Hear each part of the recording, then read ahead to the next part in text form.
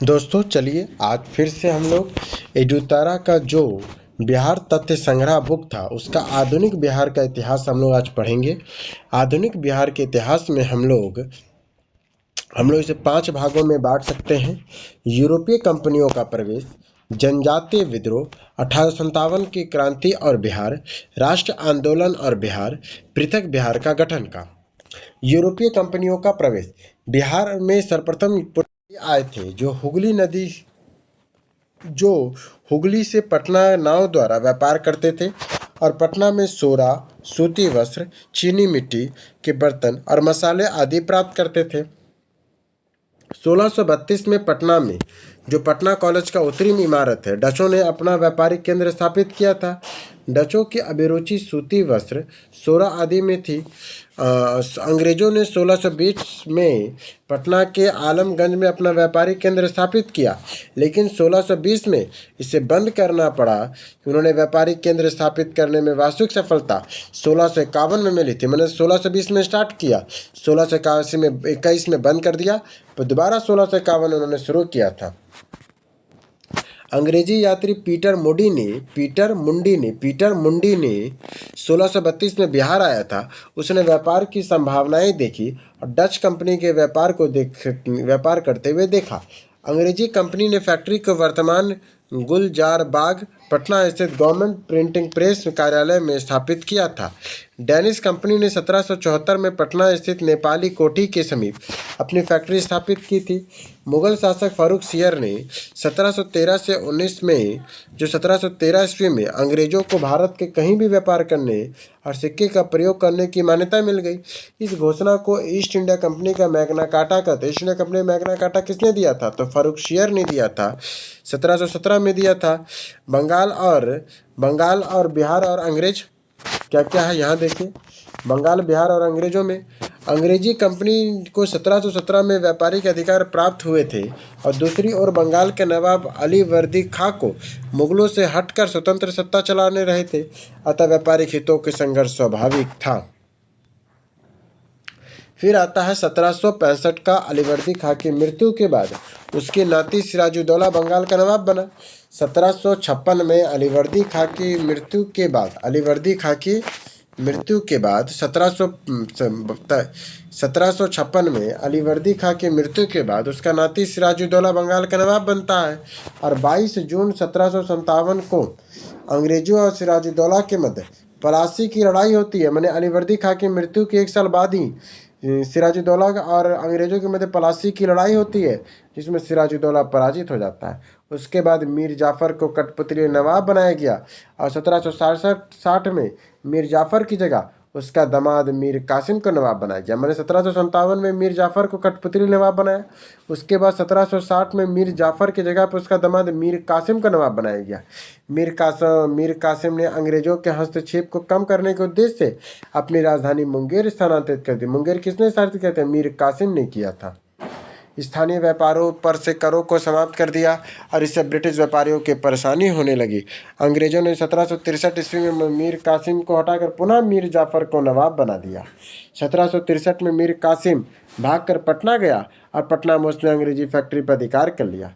इसके बाद वह अवध के नवाब सिराजुद्दौला और मुगल बादशाह शाह आलम द्वितीय से मिला। तीनों की संयुक्त सेना और अंग्रेजों ने हेक्टर मुनरो के नेतृत्व में 22 अक्टूबर 1764 में बक्सर का युद्ध हुआ। इस युद्ध में संयुक्त सेना की हार हो गई थी। 12 अगस्त 1765 को इलाहाबाद की संधि के तहत मुगल सम्राट शाह आलम द्वितीय को 26 लाख रुपए के वार्षिक के बदले ईस्ट इंडिया कंपनी को बंगाल और उड़ीसा की दीवानी और लगान वसूली का अधिकार देना पड़ा था। 1766 में पटना स्थित अंग्रेजी फैक्ट्री ने मुख्य अधिकारी मिडांटन को राजा धीरज नारायण का राजा सिताब राय के साथ एक प्रशासनिक मंडली का सदस्य बनाया। 1767 में धीरज नारायण को हटाकर सिताब राय को कंपनी द्वारा नवाब दीवान बनाया गया। 1760 में बंगाल बिहार क्षेत्र में भीषण अकाल पड़ा। पटना, भागलपुर, दरभंगा, पूर्णिया में अकाल का प्रकोप भयंकर था। 1783 में बंगाल को पुनः अकाल पड़ा। जांच अधिकारी जॉन शोर ने एक अन्नागार का निर्माण का सुझाव दिया। इसके सुझाव पर 1784 में पटना में ब्रिटिश इंजीनियर जॉन गैलिटन ने, देखो क्या बोल रहा है, 1783 में बिहार में पुनः अकाल पड़ा था। जांच अधिकारी जॉन शोर ने एक अन्नागार के निर्माण का सुझाव दिया। सुझाव किसने दिया था? जॉन शोर ने दिया था। इसके सुझाव पर 1784 में पटना में ब्रिटिश इंजीनियर जॉन गॉलिस्टन द्वारा गोल घर का निर्माण कराया गया। तो गोल घर का निर्माण कराया गया। तो उसके बाद आता है अब जनजातीय विद्रोह। जनजातीय क्षेत्रों में अंग्रेजों के बढ़ते राजनीतिक, आर्थिक और धार्मिक हस्तक्षेप के कारण कई जनजातीय विद्रोह हुए। बिहार के प्रमुख जनजातीय विद्रोह निम्नलिखित हैं। पहला है तमाड़ विद्रोह, 1779 से 94 तक हुआ था छोटानागपुर क्षेत्र में। फिर हुआ था चेरो विद्रोह, 1800 से 1802 में पलामू में हुआ था भूषण सिंह के नेतृत्व में। फिर हुआ था हो विद्रोह, 1820-21 में हुआ था सिंहभूम में हुआ था। फिर हुआ था कोल विद्रोह, 1831-32 में छोटानागपुर में हुआ था बंधु भगत के नेतृत्व में। फिर संथाल विद्रोह हुआ था 1855-56 में संथाल प्रगना में सिंधु कान्हू चांद और भैरव के नेतृत्व में।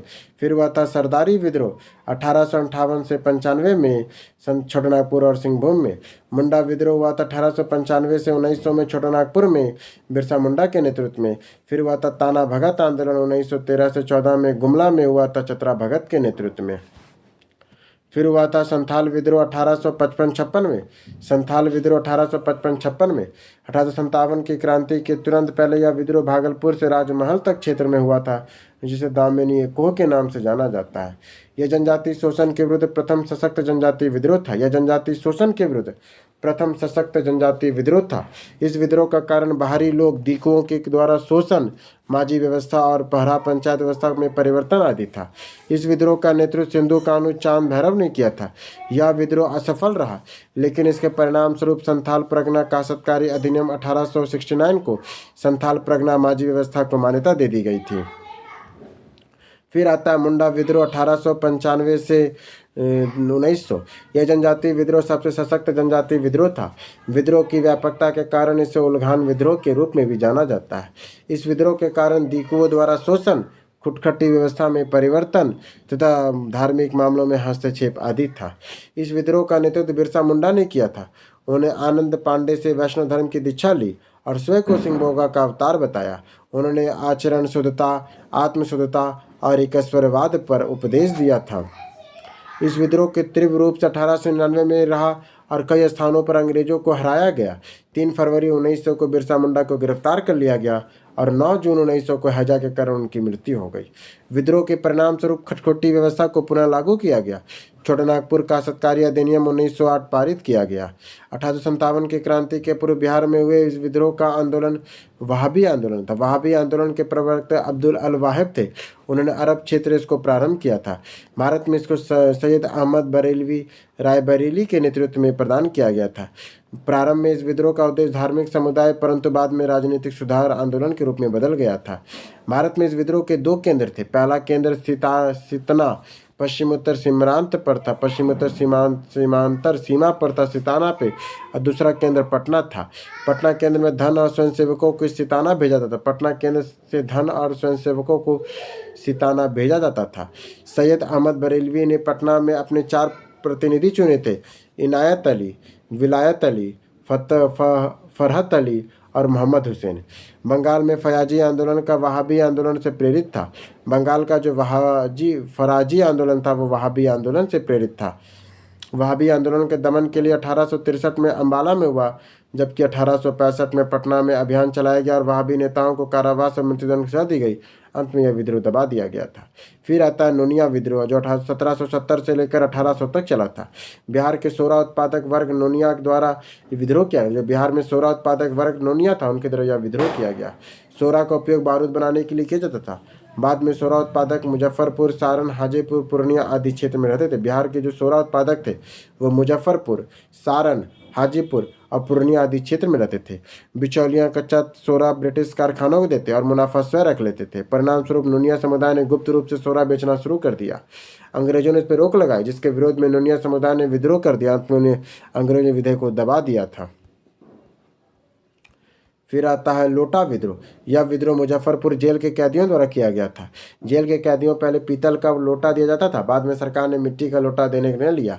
कैदियों ने इसका कड़ा विरोध किया तो धड़ल्ले ने विद्रोह कर दिया। परिणाम स्वरूप अंग्रेजों ने सरकार ने पुनः कैदियों को पीतल का लोटा लौटाना पड़ा था। फिर आता 1857 की क्रांति और बिहार। बिहार में 1857 की क्रांति 12 जून 1857 को देवघर जिले के रोहिणी गांव में 32वीं इन्फेंट्री रेजिमेंट के सैनिकों ने विद्रोह से हुआ था। बाद में इस विद्रोह में लेफ्टिनेंट नॉर्मन लेसी और सार्जेंट डॉक्टर ग्रांट मारे गए थे। जो 12 जून 1987 को देवघर के रोहिणी गांव में जो 32वीं इन्फेंट्री ने विद्रोह किया था, इसमें लेफ्टिनेंट नॉर्मन लेसी और सर्जन डॉक्टर ग्रांट मारे गए थे। रोहिणी के विद्रोह को मेजर मैकडोनाल्ड द्वारा दबा दिया गया। अब विद्रोही सैनिकों को फांसी दे दिया गया था। रोहिणी के विद्रोह को मेजर मैकडोनाल्ड ने दबाया। मरा था लेफ्टिनेंट नॉर्मन लेसी और सर्जन ग्रांट डॉक्टर ग्रांट, और इसको दबाया था मेजर मैकडोनाल्ड ने। अब विद्रोही सैनिकों को फांसी दे दिया गया था। पटना के विद्रोह का नेतृत्व 3 जुलाई को पटना सिटी के पुस्तक विक्रेता पीर अली ने किया था। पटना में जो इसका विद्रोह हुआ था 3 जुलाई को पीर अली ने किया, जो पुस्तक विक्रेता थे। विद्रोह में अफीम एजेंट डॉक्टर आर लॉयर मारा गया था। इसमें विद्रोह के अफीम एजेंट डॉक्टर आर लॉयर मारा गया, परंतु कमिश्नर टेलर ने विद्रोह को दबा दिया। कमिश्नर टेलर ने इसे दबा दिया और पीर अली सहित 17 व्यक्तियों को फांसी दे दिया था उसने। फिर आता है 22 जुलाई 1857 में मुजफ्फरपुर के असंतुष्ट सैनिकों ने कुछ अंग्रेज अधिकारियों की हत्या कर दी थी। तय 25 जुलाई 1857 को मुजफ्फरपुर में असंतुष्ट सैनिकों ने कुछ अंग्रेज अधिकारी हत्या कर दी। उसी दिन दानापुर के 3 रेजिमेंट सैनिकों ने भी विद्रोह कर दिया था। सैनिकों ने शाहबादा जिले में प्रवेश कर जगदीशपुर के जमींदार बाबू कुंवर सिंह को मिलाकर विद्रोह को प्रारंभ किया था। 30 जुलाई को सरकार ने तत्कालिक सारण, तिरहुत, चंपारण, पटना जिले में सैनिक शासन लागू किया था। 30 जुलाई को सरकार ने तत्कालिक सारण, तिरहुत और चंपारण और पटना जिले में सैनिक शासन लागू किया था। सैनिक विद्रोह के एक झुंड में भागलपुर तथा गया पहुंच गया और जेल में 400 कैदियों को मुक्त करा दिया, जिन्हें टिकारी राज पर हमला के लिए 10,000 रुपये लूट लिए थे। जगदीशपुर के जमींदार बाबू कुंवर सिंह ने बिहार में 1857 की क्रांति के नेतृत्व प्रदान किया। यह कमिश्नर टेलर ने पटना में भेंट के लिए नियंत्रण था, मगर मौलवी अहमदुल्ला के साथ विश्वासघात के समझौते हुए, जिसमें 4,000 सैनिकों के साथ विद्रोह प्रारंभ कर दिया था, जिन्होंने जगदीशपुर के बंदूक और गोला बारूद बनाने का कारखाना स्थापित किया था और 27 जुलाई 1857 को आरा पर अधिकार कर लिया था। फिर आता आरा में हुए संघर्ष में कैप्टन डनवर मारा गया। आरा में जो संघर्ष हुआ था उसमें कैप्टन डनवर मारा गया, लेकिन कुंवर सिंह आरा छोड़कर भाग गए।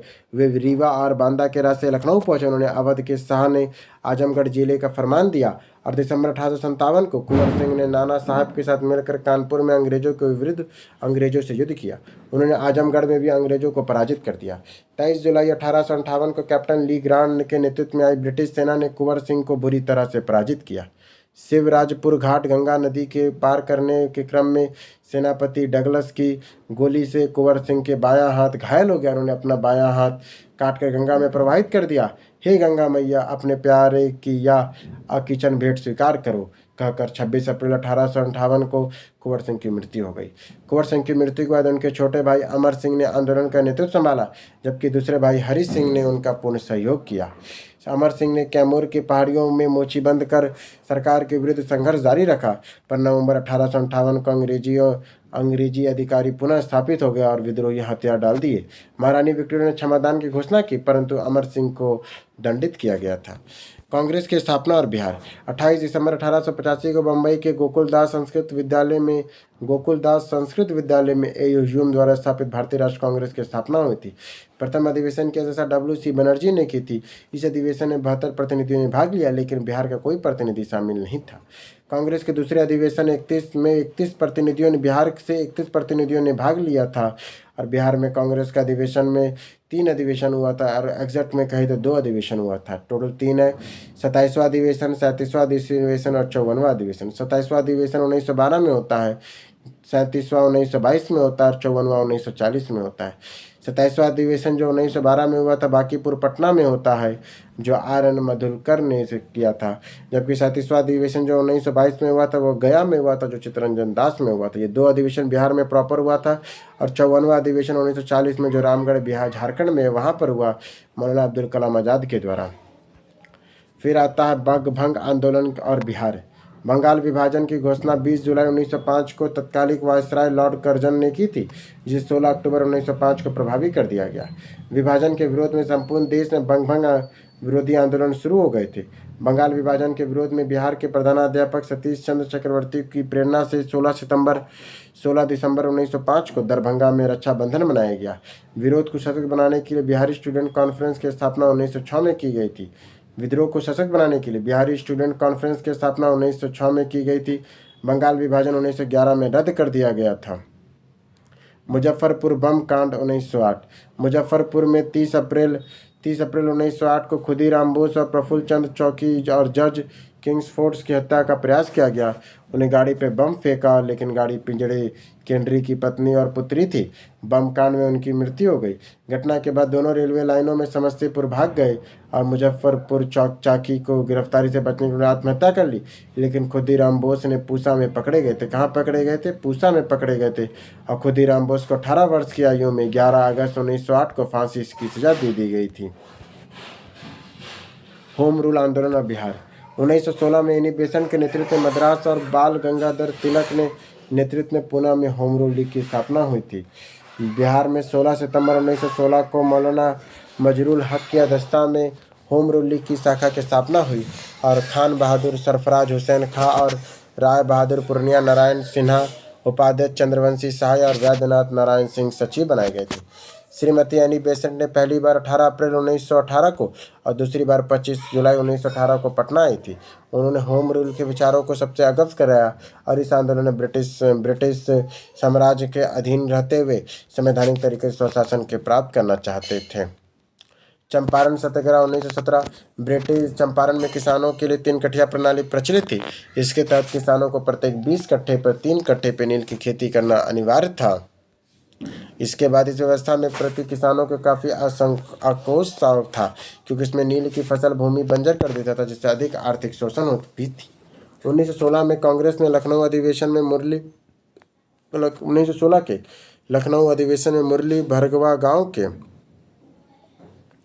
भरवा गांव के राजकुमार शुक्ल ने इस समस्या पर कांग्रेस नेतृत्व का ध्यान आकृष्ट किया। अब ब्रिज किशोर प्रसाद ने एक प्रस्ताव पेश किया। राजकुमार शुक्ल ने महात्मा गांधी जी को बिहार आकर किसानों की समस्या सुनने का आमंत्रण दिया और गांधी जी कलकत्ता से 10 अप्रैल 1917 को पटना पहुंचे और 15 अप्रैल 1917 को वे चंपारण मोतिहारी पहुंचे।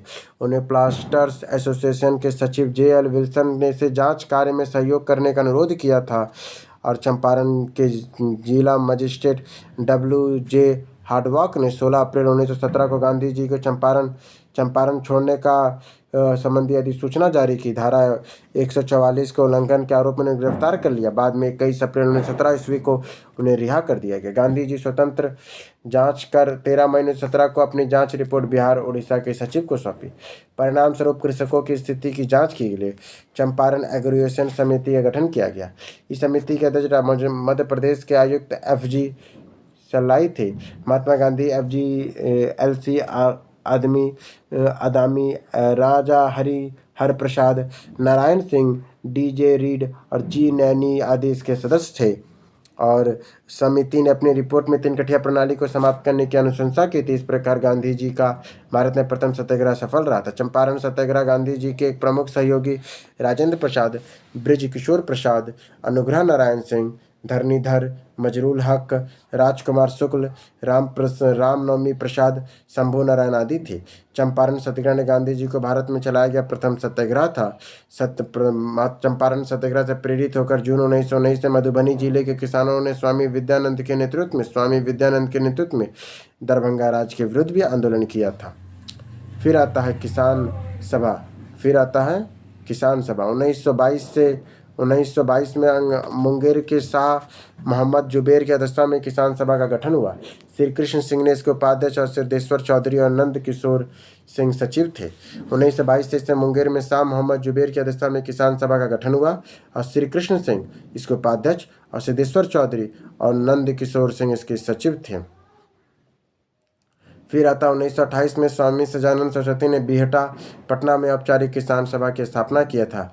नवंबर 1929 में सोनपुर मेले में स्वामी दयानंद सरस्वती की अध्यक्षता में विधिवत प्रांतीय किसान सभा की स्थापना की गई। इसके सचिव श्री कृष्ण सिंह थे। बिहार किसान आंदोलन में कायानंद शर्मा, राहुल सत्याकृत वर्मा, पंचानन शर्मा, यदुनंदन शर्मा आदि इसके नेता थे। बिहार किसान आंदोलन में कायानंद शर्मा, राहुल सत्याकर्ण और पंचानन शर्मा और यदुनंदन शर्मा आदि इसके प्रमुख नेता थे। बिहार प्रांतीय किसान सभा का दूसरा अधिवेशन पुरुषोत्तम दास टंडन की अध्यक्षता में 1934 में हुआ था। तीसरा अधिवेशन स्वामी सदानंद सरस्वती की अध्यक्षता में 1935 में हाजीपुर में हुआ था। बिहार प्रांतीय किसान सभा के दूसरा अधिवेशन पुरुषोत्तम दास टंडन की अध्यक्षता में 1934 में हुआ, जबकि तीसरा अधिवेशन तुम्हारा स्वामी सदानंद सरस्वती के नेतृत्व में 1935 में हाजीपुर में हुआ था। फिर नवंबर 1936 में कायानंद शर्मा के नेतृत्व में मुंगेर के बढ़िया ताल में बिहार प्रांतीय किसान सभा ने जमींदारी उत्पीड़न के विरुद्ध संघर्ष किया था। 11 अप्रैल 1936 को लखनऊ में स्वामी सदानंद सरस्वती की अध्यक्षता में अखिल भारतीय किसान सभा का गठन हुआ, जिसके सचिव NG रंगा थे। किसान सभा का मुख्य फोकस किसानों की समस्याओं को राष्ट्र स्तर पर लाना और किसानों का समाधान करना था। किसान सभा का मुख्य उद्देश्य क्या था? किसानों की समस्या को राष्ट्र स्तर पर लाना और उनका समाधान करना था। बिहार प्रांतीय किसान सभा का सम्मेलन प्रथम सोनपुर में 1929 में स्वामी सदानंद सरस्वती द्वारा, द्वितीय गया में हुआ 1934 में पुरुषोत्तम दास टंडन के द्वारा और तृतीय हुआ हाजीपुर में 1935 में स्वामी दयानंद सरस्वती के द्वारा। प्रथम सोनपुर में, द्वितीय गया में, तीसरा हाजीपुर में 29, 34, 35 में स्वामी सदानंद सरस्वती, पुरुषोत्तम दास टंडन और स्वामी सदानंद सरस्वती के द्वारा। प्रमुख किसान नेता कौन कौन थे? तो यदुनंदन शर्मा गया से थे, यमुना कारिया दरभंगा सारण से थे, राहुल सत्याकरण अनावरी अबारी सिवान के थे, कायानंद शर्मा मुंगेर बहडिया ताल से थे। खिलाफत आंदोलन और बिहार। प्रथम विश्व युद्ध के पश्चात मित्र राष्ट्रों द्वारा तुर्की के खिलाफ साथ अपमानजनक शर्तें के विरोध में खिलाफत आंदोलन 1919 से 23 में हुआ। नवंबर 1919 में पटना के हसन इमाम की अध्यक्षता में एक सभा आयोजित की गई थी। इन्हीं शांति समारोह को बहिष्कार का आह्वान किया गया था। फिर आता है 19 मार्च 1920 को बिहार में सभी मुसलमानों ने हड़ताल किया था। 1920 में खिलाफत आंदोलन असहयोग आंदोलन के साथ साथ संचालित हो रहा था। लेकिन तुर्की के मुस्ताफ कलाम पशा ने 1924 में खलीफा के पद से समाप्त कर दिया, जिस कारण से खिलाफत आंदोलन स्वतः निष्प्रभावी हो गया। असहयोग आंदोलन और बिहार। सितंबर 1920 में लाला लाजपत राय की अध्यक्षता में कलकत्ता में विशेष अधिवेशन गांधी जी के असहयोग आंदोलन के प्रस्ताव को स्वीकार किया गया। कांग्रेस ने नागपुर अधिवेशन 1920 में उन्हें पुनः स्वीकृति दिया था। बिहार के पूर्व बिहार प्रांतीय सम्मेलन के 12वें अधिवेशन भागलपुर में राजेंद्र प्रसाद की अध्यक्षता में असहयोग पर बल दिया गया था। नवंबर 1920 में शाहाबाद की नशाबंदी आंदोलन शुरू हुआ था। असहयोग आंदोलन के क्रम में राजेंद्र प्रसाद, मजरूल हक, ब्रजकिशोर प्रसाद, मोहम्मद शफी दाऊद आदि नेताओं ने विधायिका के चुनाव के नाम वापस ले लिए थे और राजेंद्र प्रसाद ने वकालत का पेशा छोड़ दिया और उनके भाई राय साहब महेंद्र प्रसाद ने राय साहब की उपाधि लौटा दी, मजिस्ट्रेट पद से इस्तीफा दे दिया। असहयोग आंदोलन के समय शिक्षा के वैकल्पिक साधन उपलब्ध कराने के लिए राष्ट्र महाविद्यालय की स्थापना की गई थी। इसके प्राचार्य राजेंद्र प्रसाद बने थे। राष्ट्र महाविद्यालय के प्रांगण में बिहार विद्यापीठ का उद्घाटन 6 फरवरी 1921 को गांधी जी के द्वारा किया गया। मजरूल हक के इसके कुलाधिपति तथा ब्रजकिशोर प्रसाद कुलपति बने थे। असहयोग आंदोलन के दौरान मजरूल हक ने दीघा के पास मित्र खया मियाँ से दान प्राप्त हुई भूमि सदाकत आश्रम को स्थापना की थी। 30 सितंबर 1921 को मजरूल हक ने सदाकत आश्रम में द मदरलैंड नामक एक अखबार निकाल कर प्रारंभ किया। इसमें राष्ट्र भावना का प्रचार प्रसार किया। 22 दिसंबर 1921 को युवराज प्रिंस ऑफ वेल्स ने पटना आगमन हुआ। उस दिन पटना शहर हड़ताल आयोजन हुआ था। जब 22 दिसंबर 1921 को युवराज प्रिंस वेल्स का पटना में आगमन हुआ, उस दिन पटना शहर में हड़ताल आयोजित की गई थी। 5 फरवरी 1922 को चौरा चौरी की घटना के बाद गांधी जी द्वारा 12 फरवरी 1922 को असहयोग आंदोलन को स्थगित कर दिया गया। ब्रिटिश सरकार ने असहयोग के लिए मौलाना सजदा और इमायत ऐशरिया संस्था के साथ गठन फुलवारी में किया गया था। अब आता है राष्ट्र आंदोलन और बिहार। स्वराज पार्टी और बिहार। कांग्रेस का 37वां अधिवेशन 1922 में बिहार के गया में हुआ और इसकी अध्यक्षता देशबंधु चित्तरंजन दास ने किया था। इस अधिवेशन में कांग्रेस द्वारा विधायिका में भाग लेने के लिए बहिष्कार का निर्णय लिया गया था। चित्तरंजन दास मोतीलाल नेहरू और आदि विधायिका में प्रवेश के पक्ष में थे, जिन्होंने मिलकर 1923 में स्वराज पार्टी का गठन किया। बिहार में फरवरी 1923 को स्वराज पार्टी का गठन हुआ। श्री कृष्ण इसके प्रमुख नेता बने। बिहार में स्वराज पार्टी के प्रथम अध्यक्ष श्री नारायण प्रसाद और सचिव अब्दुल बारी थे। बिहार के सचिव कौन थे? अध्यक्ष कौन थे? तो नारायण प्रसाद और सचिव थे अब्दुल बारी थे। थे। साइमन कमीशन और बिहार। साइमन कमीशन एक भारतीय सदस्य नहीं होने के कारण भारत में इसके आगमन का विरोध का निर्णय लिया था। 1928 में साइमन कमीशन को भारत में आगमन हुआ और इसने भारत में मैसाचुसेट्स सुधार 1919 की जांच का आदेश से लाया गया था। राष्ट्र स्तर पर लाला लाजपत राय के नेतृत्व में विरोध प्रदर्शन किया गया था। बिहार में साइमन कमीशन 12 दिसंबर 1928 को पटना आया और अनुग्रह नारायण सिंह के नेतृत्व में बिहार में नौजवानों ने विरोध प्रदर्शन किया है। बिहार सोशलिस्ट पार्टी 1931 में गंगा शरण सिन्हा, रामानंद मिश्रा, रामवृक्ष बैनीपुरी आदि ने बिहार सोशलिस्ट पार्टी के नामक संगठन स्थापित किया था। 1931 में गंगा शरण सिन्हा, रामानंद मिश्रा, रामवृक्ष बैनीपुरी आदि ने बिहार सोशलिस्ट पार्टी का नामक संगठन स्थापित किया था। 1934 में पटना में अंजुमन इस्लामिया हॉल और बिहार सोशलिस्ट पार्टी की औपचारिक मान्यता स्थापना हुई। इसके अध्यक्ष डॉक्टर आचार्य श्री नरेंद्र देव और सचिव जयप्रकाश नारायण थे। इनके अन्य सदस्यों में रामवृक्ष बैनीपुरी, गंगा शरण सिन्हा, अब्दुल बारी, योगेंद्र शुक्ल आदि थे। इस संगठन का मुख्य योगदान समाजवादी विचारों को बढ़ाने और किसान मजदूर को संगठित करने में रहा। सविनय अवज्ञा आंदोलन और बिहार। कांग्रेस ने लाहौर अधिवेशन 1929 में पूर्ण स्वराज के साथ सविनय अवज्ञा आंदोलन का प्रस्ताव पारित किया था। इसके बाद प्रस्ताव के अनुरूप 26 जनवरी 1930 को बिहार सहित संपूर्ण भारत में स्वाधीनता दिवस उत्सव मनाया गया। गांधी जी ने 12 मार्च 1930 को दांडी यात्रा प्रारंभ की और 6 अप्रैल 1930 को दांडी में नमक कानून का उल्लंघन कर सत्याग्रह आरंभ किया था। बिहार में नमक सत्याग्रह का प्रारंभ 15 अप्रैल को चंपारण में सारण जिला में नमकीन मिट्टी के नमक बनाकर किया गया था। सविनय अवज्ञा आंदोलन के दौरान बिहार में विदेशी वस्त्रों और शराब की दुकानों का विरोध किया गया था। मई 1930 में स्वदेशी लीग की स्थापना हुई, जिसके अध्यक्ष सर अली इमाम थे और इस आंदोलन के दौरान छपरा जिले के कैदियों ने विदेशी वस्त्रों को बहिष्कार किया और नंगी हड़ताल शुरू की थी। सविनय अवज्ञा आंदोलन के दौरान बिहार में चौकीदारी कर बंद करने के लिए आंदोलन चलाया। सारण, चंपारण, शाहाबाद, पूर्णिया, मुंगेर, पटना आदि में चौकीदारी कर बंद कर दिया गया था। 30 जून 1930 को कांग्रेस को अवैध संगठन घोषित कर दिया गया और 5 जुलाई को राजेंद्र प्रसाद को गिरफ्तार कर 6 माह के लिए जेल में डाल दिया गया। गिरफ्तारी के बाद राजेंद्र प्रसाद ने भागलपुर के दीप नारायण सिंह को अपना उत्तराधिकारी मनोनीत किया। गांधी जी ने आंदोलन को स्थगित करने तक बिहार में आंदोलन काफी सक्रिय रहा था। फिर आता है बिहार विधानसभा चुनाव 1937। जनवरी 1937 में बिहार विधानसभा हेतु चुनाव हुआ था। चुनाव में 152 स्थानों में से 7 स्थानों कांग्रेस ने चुनाव लड़ा, जिसमें से 98 स्थानों पर विजयी रहे। कांग्रेस ने बिहार का पूर्ण बहुमत मिला था। विधान परिषद में कांग्रेस को बहुमत मिला।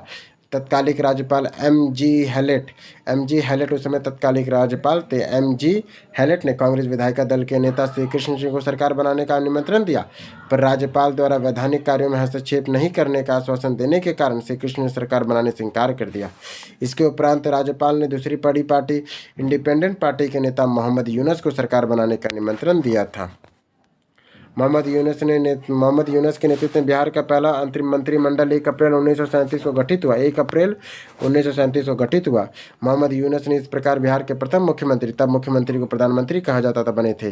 कांग्रेस द्वारा सरकार में बनने के निर्णय बाद मोहम्मद यूनुस को अंतरिम मंत्रिमंडल से त्यागपत्र दे दिया। 20 जुलाई 1937 को श्री कृष्ण सिंह के नेतृत्व में बिहार के प्रथम कांग्रेस मंत्रिमंडल का गठन हुआ और श्री कृष्ण सिंह ने प्रथम कांग्रेसी मुख्यमंत्री बने। रामदयालु सिंह बिहार विधानसभा के प्रथम अध्यक्ष और प्रोफेसर अब्दुल बारी विधानसभा के उपाध्यक्ष निर्वाचित हुए। द्वितीय विश्व में भारत में शामिल करने के विरोध में बिहार के श्री कृष्ण सिंह ने 31 अक्टूबर 1939 को अपना त्यागपत्र दे दिया। भारत छोड़ो आंदोलन और बिहार। क्रिप्स मिशन की सफलता के बाद राष्ट्रीय स्तर पर 8 अगस्त 1942 को कांग्रेस द्वारा भारत छोड़ो आंदोलन प्रारंभ हुआ और गांधी जी ने करो और मरो का नारा दिया। 9 अगस्त को कांग्रेस के प्रमुख नेताओं की गिरफ्तारी कर लिया गया और बिहार में राजेंद्र प्रसाद को गिरफ्तार कर बांकीपुर जेल भेज दिया गया। बलदेव सहाय ने अंग्रेजों द्वारा कांग्रेस के प्रमुख नेताओं की गिरफ्तारी का विरोध महाधिवक्ता के पद से इस्तीफा दे दिया। बलदेव सहाय ने अंग्रेजों द्वारा कांग्रेस के प्रमुख नेताओं की गिरफ्तारी के विरोध में महाधिवक्ता के पद से इस्तीफा दे दिया। 11 अगस्त 1942 को बिहार के विद्यार्थियों ने सचिवालय भवन के सामने जुलूस के साथ प्रमुख इमारत पर झंडा फहराने का प्रयास किया था। कब किया था? 11 अगस्त 1942 को पटना के तत्कालिक जिला अधिकारी डब्ल्यू.जी. आचर ने आदेश से पुलिस ने गोलियां चलाई और 7 छात्र गोली के कांड में शहीद हो गए। शिक्षक और उनके अनेक छात्र गंभीर रूप से घायल हुए। उमाकांत सिन्हा, रामानंद सिंह, सतीश प्रसाद झा, राजेंद्र सिंह, राम गोविंद सिंह और देवी पद चौधरी और जगतपति कुमार इस गोलीकांड में शहीद हुए थे। स्वतंत्रता के बाद सचिवालय के सामने 7 शहीद स्मारक स्थापित किए गए। इसका शिलान्यास बिहार के प्रथम राज्यपाल जयराम दास दौलत राम ने किया, जबकि औपचारिक अनावरण प्रथम राष्ट्रपति डॉक्टर राजेंद्र प्रसाद ने 1956 में किया था। फिर आता है 12 अगस्त 1942 को सचिवालय गोलीकांड के विरोध में पटना में पूर्ण हड़ताल हुआ। भारत छोड़ो आंदोलन के दौरान नेपाल में आज़ाद दस्ता का अखिल भारतीय केंद्रीय संगठन हुआ। इस संगठन ने सरकार के विरुद्ध तोड़फोड़ की कार्रवाई संचार संसाधनों को नष्ट करने आदि का उद्देश्य किया गया था। आज़ाद दस्ता के संस्थापक जयप्रकाश नारायण सिंह ने इन्हें गिरफ्तार कर हजारीबाग जेल में रखा गया। 9 नवंबर 1942 को दीपावली की रात में वे अपने 5 साथियों के रामानंद मिश्र, सूर्य नारायण सिंह, योगेंद्र शुक्ल, गुलाबी सोनार और शालिग्राम सिंह के साथ जेल की दीवार फांद कर भाग निकले और आज़ाद दस्ता का गठन किया था। नेपाल में आज़ाद दस्ता का परीक्षण शिविर राजविलास जंगल में गठित हुआ था, जिसमें बिहार में युवाओं ने छापामार युद्ध और अग्नि अस्त्रों को चलाने की शिक्षा दी थी, जिनके निर्देशक सरदार नित्यानंद सिंह थे।